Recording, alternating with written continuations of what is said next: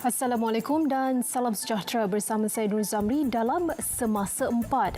217 kertas siasatan berkaitan berita palsu COVID-19 dibuka. 23 kes telah didakwa di mahkamah manakala 162 dalam siasatan. Menteri Kanan Keselamatan Datuk Seri Ismail Sabri Yaakob dalam sidang media harian Perintah Kawalan Pergerakan PKP berkata, tiada kompromi kepada mereka yang menyebar berita palsu. Ia termasuk mereka yang telah memadam berita palsu selepas menyebarkannya.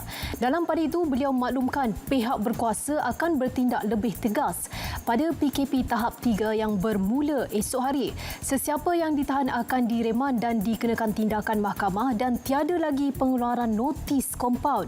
Sehingga semalam jumlah kumulatif tangkapan ingkar PKP sejak 18 Mac adalah seramai 9,090 orang. Sementara itu, Datuk Seri Ismail Sabri turut maklumkan 35 kawasan zon merah di Selangor telah selesai disanitasi.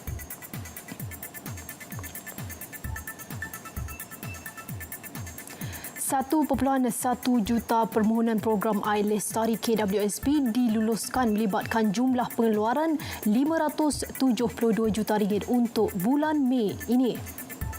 Bercakap dalam sidang media laporan laksana pelaksanaan pakej rancangan ekonomi prihatin rakyat, Menteri Kewangan Tengku Datuk Seri Zafrul Abdul Aziz berkata, sehingga 12 April sebanyak 1.28 juta permohonan telah diterima bagi. Angka permohonan dijangka akan meningkat pada bulan-bulan akan datang. Sementara itu, 31,000 majikan dan 299,000 pekerja telah membuat permohonan inisiatif subsidi upah.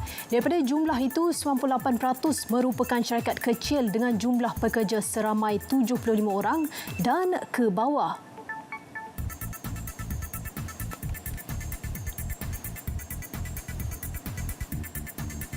Misteri kehilangan lelaki sejak 4 hari lalu akhirnya terjawab. Mayat Muhammad Rizal Syahdan, 42 tahun, ditemui terapung dalam Sungai Perik di Kuala Nerang tengah hari tadi. Ketua Polis Daerah Padang Terap DSP Noh Idris berkata, mayat yang sudah mulai mereput ditemui dalam keadaan tertiarap di permukaan sungai. Hasil pemeriksaan tidak menemui sebarang kecederaan pada tubuh mangsa. Siasatan di tempat kejadian juga tidak menemui sebarang unsur jenayah. Mayat dibawa ke Hospital Sultanah Bahia Al-Lustar untuk bedah siasat.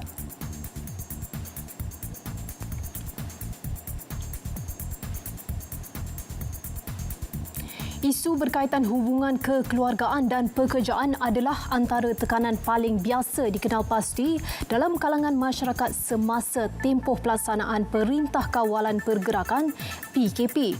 Pegawai Psikologi dan Kaunselor Unit Psikologi Hospital Kuala Lumpur, Ruhana Mahmud berkata, kesannya dilihat lebih serius kepada individu yang terpaksa berkurung secara berseorangan. Menurutnya, selepas pengumuman pelanjutan PKP ke tahap ketiga, kebanyakan masyarakat meluahkan kekecewaan terutamanya kepada individu yang berjauhan dengan keluarga. Maklumat palsu dan spekulasi menerusi media sosial turut mendatangkan situasi panik dalam kalangan masyarakat. Tegasnya, keresahan yang dialami masyarakat ketika ini adalah normal sehinggalah perasaan itu menjadi keterlaluan dan mendatangkan kesan buruk kepada emosi seperti serangan anxiety atau kemurungan. Beliau berkata demikian dalam temu bual menerusi aplikasi Skype dalam program Selamat Pagi Malaysia pagi tadi.